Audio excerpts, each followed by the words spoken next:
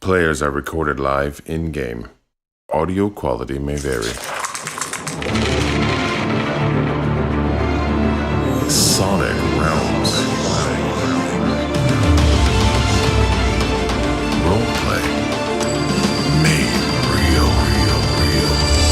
I prepare for the mission. I put on my armor jacket, make sure that I've packed my telescoping staff and my sap, and make sure that I've got all of my ammunition and the silencer. I pack all of my gear, including the explosives, packed in a spongy, shock-absorbing material. I get on my bike and head over to the docks to the appointed meeting area. I look around the apartment for something to throw at Draeger. I throw the soy milk container at Draeger. Hey, Draeger, catch. I felt something whiff and I roll over and scratch my face. Draeger. What? What? Tonight's the night. I rub my face. Finally. We should bring the bike and the car, in case there's a lot that we can take from the mission. Yeah, just in case. I should drive the car. That puts me on the bike. I'm taking the car. I grab all my stuff. So I've got my disguise kit, my laser microphone, my binoculars, my flashbangs, my explosive grenade, and my jammer. I'm gonna take my entire accoutrement. The Ruger, the Uzi, the AK, the combat knife, and the baton, and the goggles, and the silencers. I put on my armor vest in preparation for what we're about to do. I rifle through the pile of clothes. I find a t-shirt doesn't smell too bad and throw it on. Put my armor jacket on top of it. Put my melee weapons inside the pockets and strap my guns onto my back and my hips. I unzip my bag just to check if everything's there. Since it is, I re-zip it and sling it over my shoulder. Hopefully this is one of the last times we gotta do these stairs. We earn enough of this gig and we can get better digs. Yeah, something with a window, at least. Yeah, something with window with less stairs. It's a good call. You ready to go? Yep. All right, let's hit it. The reflection of the full moon dissipates in the ocean as the fog begins to roll in across the bay. Floodlights illuminate the guard building and perimeter fence surrounding the docks, but don't reach the shadowy service streets nearby. I pull down a side street and park the motorcycle. I get off and check the area in augmented reality for any new icons. Draeger and Kurt arrive shortly after Hez finishes her scan. They park their vehicles and walk up behind her, never taking their eyes off the docks in the distance. Hez doesn't look away either. It looks like they've upgraded their security systems. Kurt looks out into the darkness over the ocean. I'm concerned about the docks. We don't know what we're in for. We don't know what the other gang is like. We haven't done this complicated of a mission yet. These are all valid concerns. No, you're right. You never know, ever, when you get into stuff, what it's going to be like. You just prep and go in and do it. That's all there is to it. Oh, yeah, and make sure you get out alive on the other end. That helps. We've seen how many people walk in and out of that shop generally. I think we can handle what's going to be at the docks. And we're going to do it quiet, right? So, less reason to get all crazy about it. We'll be careful, Kurt. Yeah. But rest assured, none of us are that comfortable with this yet. They begin last-minute preparations before committing to the mission. Jet appears from out of the shadows of a nearby alley and joins them without making a sound. She looks a little rough around the edges. She is wearing a grimy hoodie, trousers, and tight gray gloves. I look at her puzzled. Hello, everyone. Hez notices a slight droop to Jet's posture. Are you feeling all right? Yeah, I'm just a little tired. I've been working on something for this mission. It kind of came down to the wire last night, and I didn't finish until this morning. How are you? Hez adjusts a small but bulky-looking bag under her arm and unzips the top. I've created grenades that release a gas when broken that will put everyone in the shop to sleep. Okay. I figured this idea might be a bit less messy and difficult than the poison idea. Well, one of these jobs needed to be loud and fun, but you want to take that away? Fine. We can go quiet the whole time. There'll be time for fireworks another day, I guess. Oh, we'll get there. I smile a little.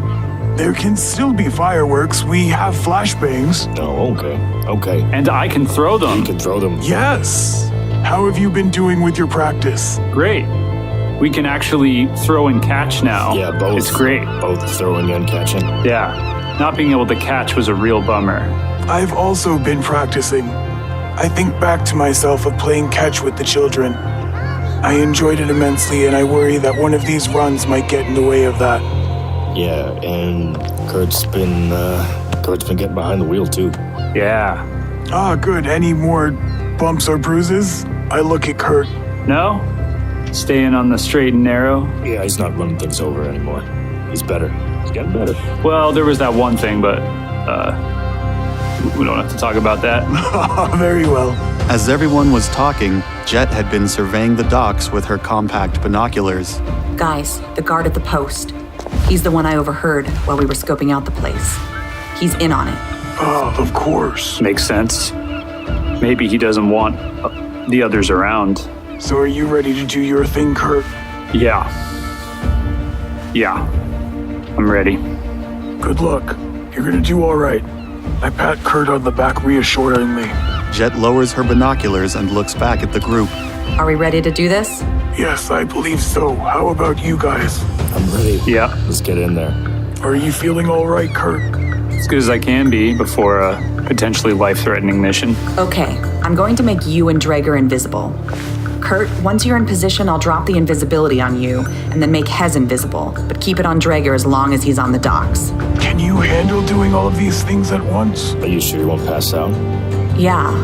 I mean, I did it before at the gang hideout. Think I can do it again. Well, what happens if you pass out in the middle of this and then all of a sudden we're not invisible anymore? Don't worry. This time, we've got help.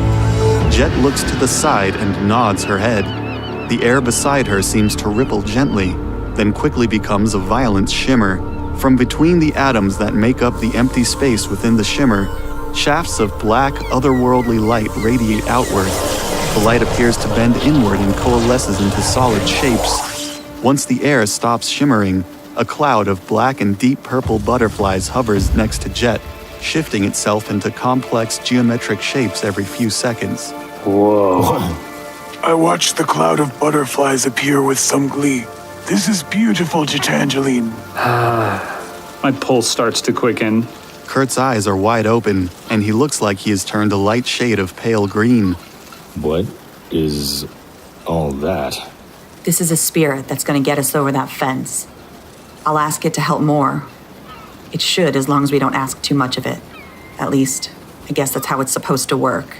We're going in by air. By what? It's what I was doing all night. Practicing. They should be able to lift us over that fence. Wait a minute. You mean to tell me you could have been teleporting us this whole time? No. I mean, kinda. I don't know, this is a first for me. I had some help figuring this out. It should work.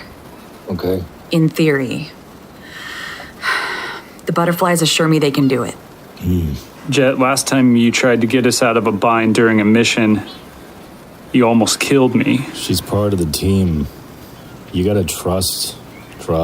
She also saved us as well. Yeah, sounds about neutral in my book. I don't know if I'm willing to take the chance. Well, neutral is another word for clean slate, no? Well, how do you know it can just pick up all of us when it's just been you? Can this spirit lift a troll, Jet?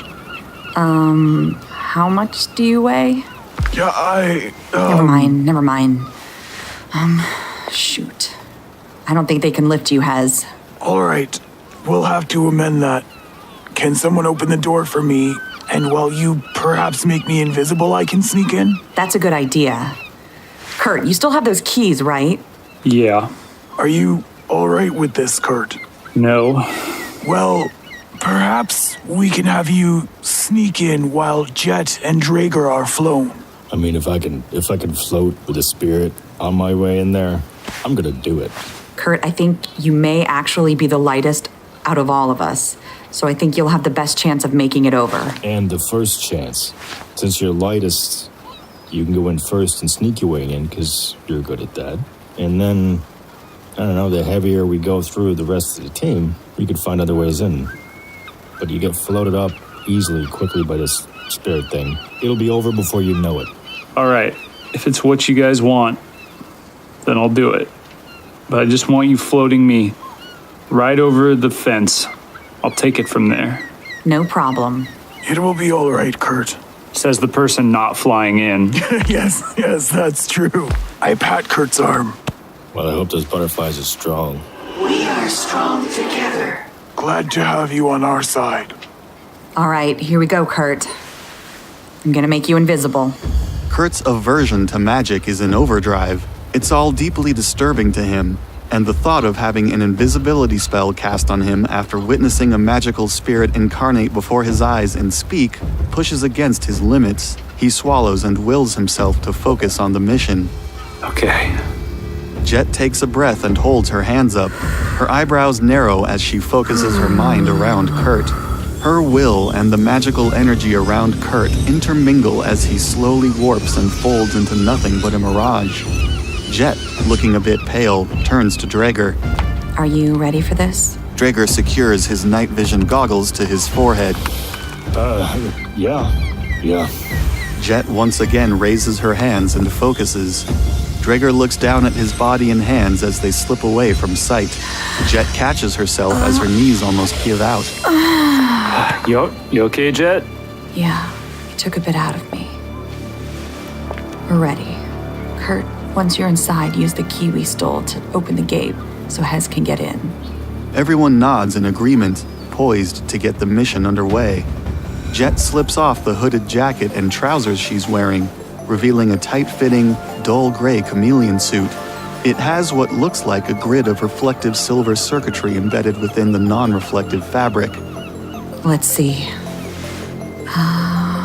She slides her gloved finger across the back of her hand. She then pulls the suit's hood over her head and face as the gray material starts to shift colors from her feet up. It doesn't make her invisible, but adapts to the ambient colors around her and breaks up her human form. She would easily be seen with a direct observation, but difficult to notice out of the corner of an eye. After affixing her night vision goggles to her head, she turns to face the cloud of butterflies. I point at everyone as I say their names. Lift. Gently lift. Kurt, Draeger, and me over to the other side of that fence. Yes. The cloud of butterflies slowly float over to Kurt, who is slowly backing up. Hey, what are you doing? I warily watch Kurt in the approaching cloud of butterflies. The majority of the butterflies float behind Kurt and attach themselves to the rears of his legs, arms, and back, with the minority attaching themselves to his shoulders and chest. He begins to feel lighter and is being pushed back into a reclining sitting position. The fluttering butterflies near his face and on his chest and shoulders don't resemble any butterflies Kurt has ever seen before, appearing to have an extra set of wings that have sharp-looking tips and don't move as much. He tries not to think about being surrounded by these razor-like wings as his feet leave the ground. Oh my god. Whoa. Okay. Alright. Kurt floats higher and higher into the chilly night sky, above the streetlights, and into the dark cover of night, leveling off about 4 stories from the ground. Okay. Between the spell and the black butterflies, he is completely invisible to the naked eye. He can see the entire layout of the empty docks from this height. Try to close your eyes, Kurt. Just pretend that you were on a boat. I don't remember ever being on a boat, Hez. Close your eyes. Close your eyes. Okay. Guys. I'm not ready for this. I want down. Jet, bring me down.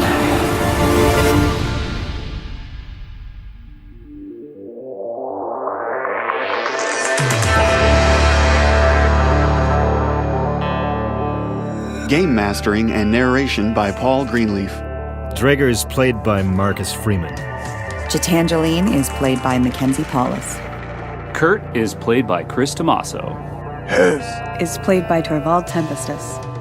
Editing, arrangement, original music, and production by Paul Greenleaf.